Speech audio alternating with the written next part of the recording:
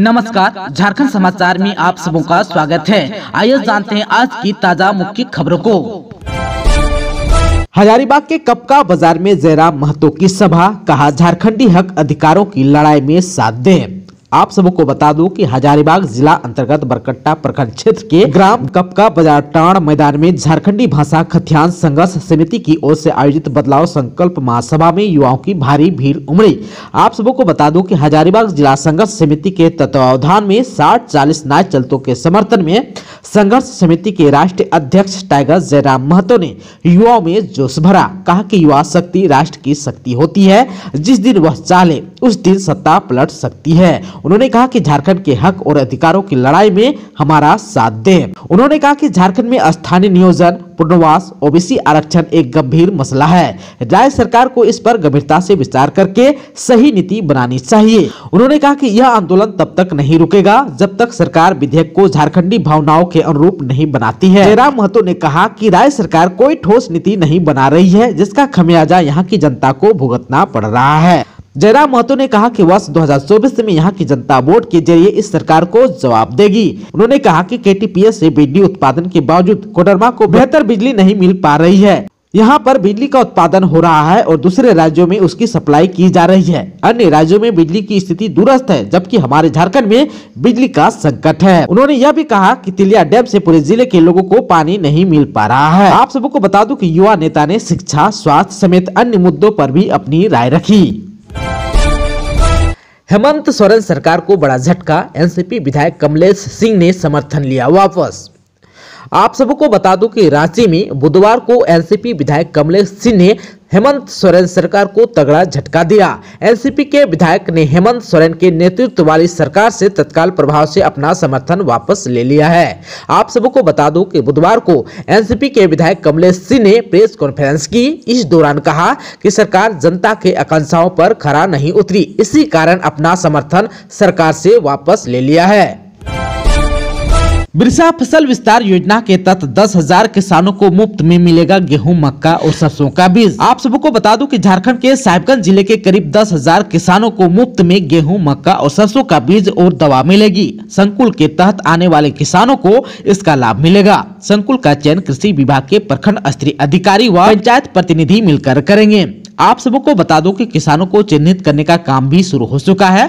बिरसा फसल विस्तार योजना के तहत संकुल बनाकर खेती कराने का सरकार का उद्देश्य है उपज को बढ़ाना।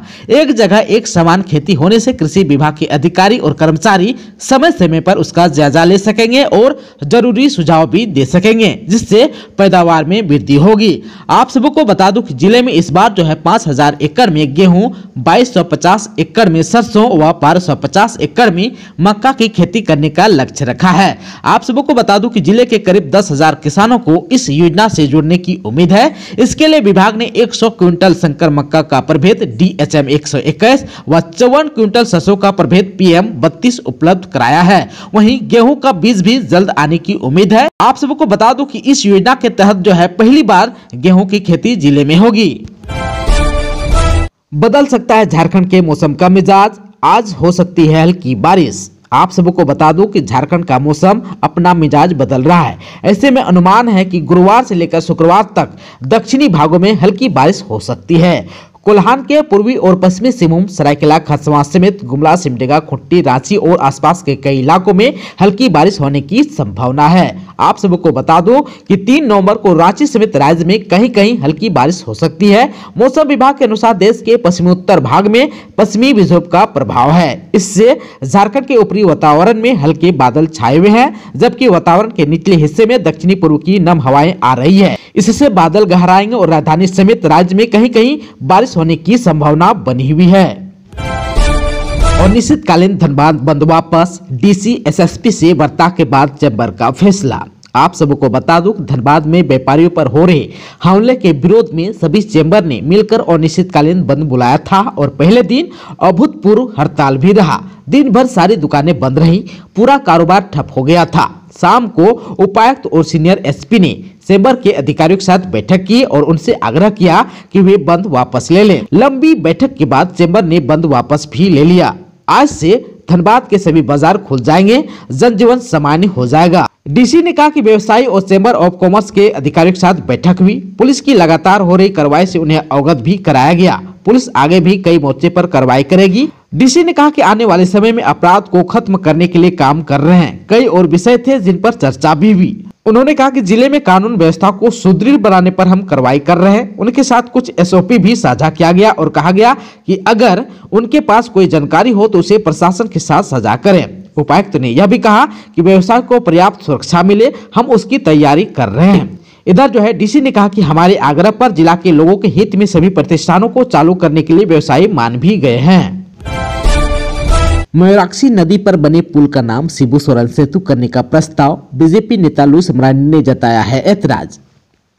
आप सबको बता दूं कि दुमका में मयूराक्षी नदी पर कुमड़ाबाद मकरमपुर को जोड़ने वाले राज्य के सबसे लंबे नवनिर्मित पुल का नाम झामुमो सुप्रीमो दिसोम गुरु शिबू सोरेन सेतु रखे जाने के प्रस्ताव पर भाजपा ने कड़ा ऐतराज जताया। भाजपा नेत्री और पूर्व मंत्री डॉक्टर लुईस मरांडी ने कहा कि झामुमो कांग्रेस की राजनीतिक का यह चरित्र परिवारवाद का एक बड़ा उदाहरण है। उन्होंने कहा कि सरकार अगर सही मायने में आदिवासियों की हितैषी है तो इस पुल का नाम अमर शहीद तिलका मांझी रखे जाने का प्रस्ताव कैबिनेट में लाए। डॉक्टर लुईस ने कहा कि इस पुल का निर्माण की आधारशिला मुख्यमंत्री रघुवर दास के कार्यकाल में वर्ष 2018 में रखी गई थी। भाजपा की सरकार ने इस पुल के निर्माण की स्वीकृति देकर विकास से वंचित रहे उन सैकड़ों गांव जो मूलभूत आवश्यकताओं के लिए तरसते थे उसकी बदहाली दूर करने के उद्देश्य से की थी। आदिवासी महिलाओं को प्रसव के समय एम्बुलेंस तक उपलब्ध नहीं हो पाता था, तब एनडीए सरकार ने विकास की मुख्य धारा से जोड़ने की पहल की। आज इसका झूठा श्रेय हेमंत सरकार लेना चाहती है।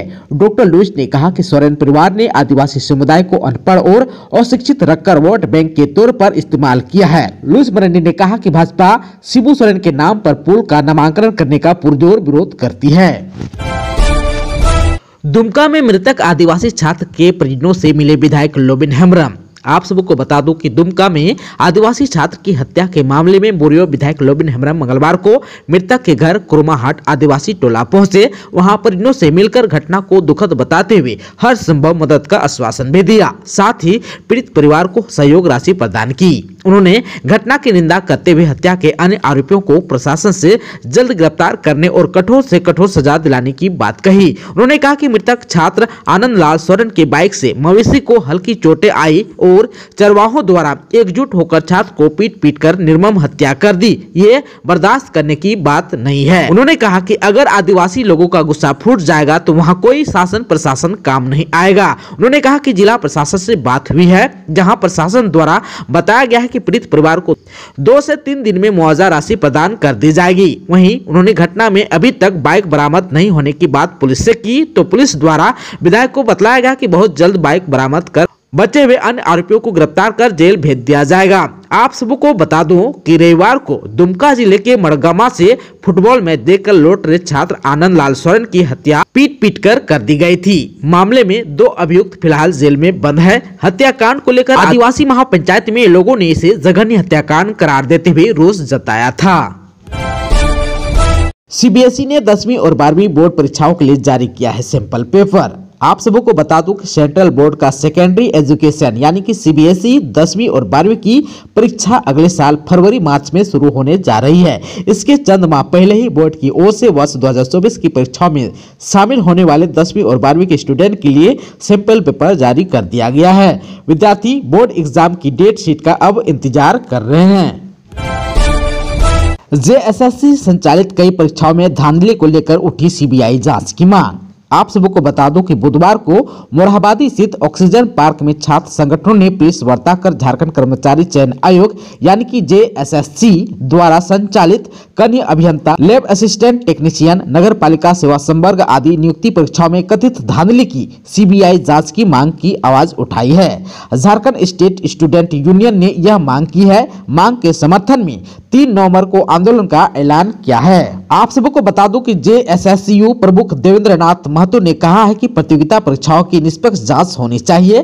3 नवंबर को पूरे झारखंड से आए छात्र मोरहाबादी मैदान में जुटेंगे, वहां से अधिकार मार्च निकाला जाएगा। इसके बाद राजभवन गेट के समक्ष महाधरना दिया जाएगा। मौके पर योगेश भारती, पुष्पा राज, चंद्रिका महतो, परशुराम मानकी, ऋतिक रजक, अनिल बेदिया आदि छात्र मौजूद रहे। बीजेपी के कारण भिखारियों जैसी हो गई है झारखंड की हालत। हेमंत सोरेन ने केंद्र पर साधा निशाना, कहा हम नहीं मानेंगे हार। आप सबको बता दूं कि झारखंड के पलामू में मुख्यमंत्री हेमंत सोरेन ने कहा कि झारखंड को कोयला, लोहा, अब्रक और बालू में काफी बदनाम किया जा रहा है। देश का सबसे अमीर राज्य होते हुए भी हमारी स्थिति भिखारियों जैसी हो गई है, लेकिन हम हार नहीं मानने वाले हैं। अब खेल, खेत और खलिहान झारखंड की पहचान बनेंगे। इसे लेकर राज्य सरकार कई योजना चला रही है। मुख्यमंत्री ने आगे कहा कि केंद्र की नीतियों के कारण गरीबों का पेट पालना मुश्किल हो गया है। इसके बावजूद राज्य सरकार 10 रुपए में धोती साड़ी देने का काम कर रही है। वहीं मुख्यमंत्री हेमंत सोरेन ने मंगलवार को स्थानीय पुलिस स्टेडियम में आयोजित प्रमंडल स्तरीय रोजगार यानी कि ऑफर लेटर वितरण मेले को संबोधित कर रहे थे। इसमें 5132 युवाओं को विभिन्न क्षेत्रों के लिए ऑफर लेटर प्रदान किए। करीब 35 मिनट के संबोधन में मुख्यमंत्री ने भाजपा और केंद्र सरकार को जमकर कोसा। 3 नवंबर को होगी झारखंड कैबिनेट की मीटिंग, ले सकते हैं कई महत्वपूर्ण निर्णय। आप सबको बता दूं कि राज्य मंत्रिपरिषद की बैठक 3 नवंबर को होगी। मुख्यमंत्री हेमंत सोरेन की अध्यक्षता में शाम 4 बजे प्रोजेक्ट भवन में होने वाली इस बैठक में कई महत्वपूर्ण निर्णय लिए जाने की संभावना है। कैबिनेट की बैठक में राज्य कर्मियों को 4% महंगाई भत्ता देने की घोषणा की जा सकती है। इसके अलावा पेशा नियमावली की भी मंजूरी मिल सकती है। कैबिनेट में हरमो फ्लाईओवर निर्माण की भी स्वीकृति देने की तैयारी हो रही है। वहीं मंत्रिमंडल सचिवालय एवं संबंध में विभाग में सभी विभागों को पत्र लिखा है और कैबिनेट से जुड़े सनलेख मांगे हैं। आईटी की टीम ने तीसरे दिन भी गोड्डा के ठेकेदार मुकेश बजाज के खिलाफ जारी रखी कार्रवाई। आप सबको बता दो कि गोड्डा में इनकम टैक्स डिपार्टमेंट की टीम ने सोमवार को गोड्डा के नामी ठेकेदार मुकेश बजाज के खिलाफ कार्रवाई शुरू की थी। तीसरे दिन यानी कि बुधवार को भी उसने कार्रवाई जारी रखते हुए मुकेश बजाज के लहरी टोला स्थित आवास पर कागजात खंगाले।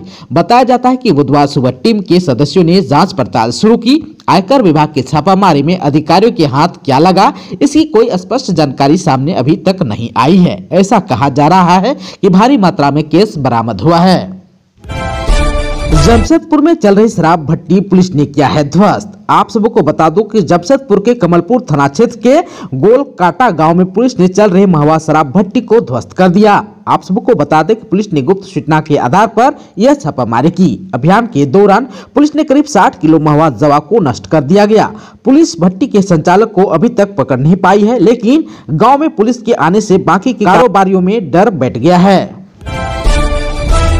हजारीबाग में युवती ने फांसी लगाकर की आत्महत्या। आप सबको बता दो कि हजारीबाग के टाटी झरिया में एक युवती ने फांसी लगाकर आत्महत्या कर ली। घटना की जानकारी परिजनों द्वारा पुलिस को दी गई, जिसके बाद घटनास्थल पर पहुंची पुलिस ने शव को कब्जे में लेकर पोस्टमार्टम के लिए हजारीबाग भेज दिया। मृतका की पहचान टाटी झरिया निवासी नेहा कुमारी, जिनका उम्र 22 वर्ष, पति छोटी साहू के रूप में हुई। नेहा की शादी 2.5 वर्ष पहले हुई थी। उसका एक 10 माह का बेटा भी है। आप सबको बता दो कि मृतका के ससुर ने बताया कि नेहा कॉलेज से सेमेस्टर 4 की परीक्षा देकर आई थी। रात को खाना खाने के बाद वह सोने चली गई थी। सुबह उठकर देखा तो दरवाजा अंदर से बंद था, जिसके बाद कमरे का दरवाजा तोड़ा गया तो देखा कि नेहा फांसी के फंदे पर लटकी हुई थी। लोहरदगा में सड़क किनारे मिला नाबालिग लड़की का शव, प्रेम प्रसंग में हत्या की है आशंका।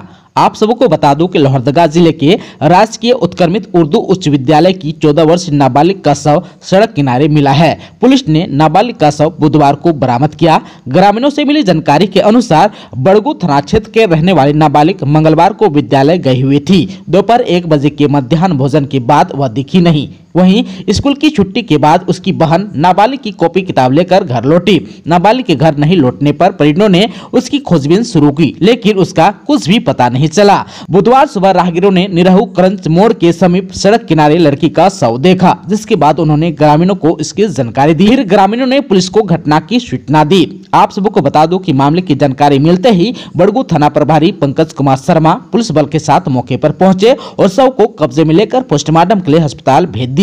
पुलिस ने घटनास्थल पर शव के पास एक मोबाइल भी बरामद किया है। थाना प्रभारी पंकज कुमार शर्मा ने बताया है कि प्रेम प्रसंग में हत्या का मामला प्रतीत हो रहा है। हालांकि जो है फिलहाल मामले की जांच की जा रही है। जांच के बाद ही कुछ स्पष्ट कहा जा सकता है। दोस्तों, अभी तक आपने चैनल को सब्सक्राइब नहीं किया है तो प्लीज चैनल को सब्सक्राइब कर बेल आइकन को प्रेस कर दीजिएगा, ताकि खबरों का अपडेट आपको मिलता रहेगा। इसके साथ ही आज के खबरों में बस इतना ही। हमें दीजिए इजाजत। नमस्कार।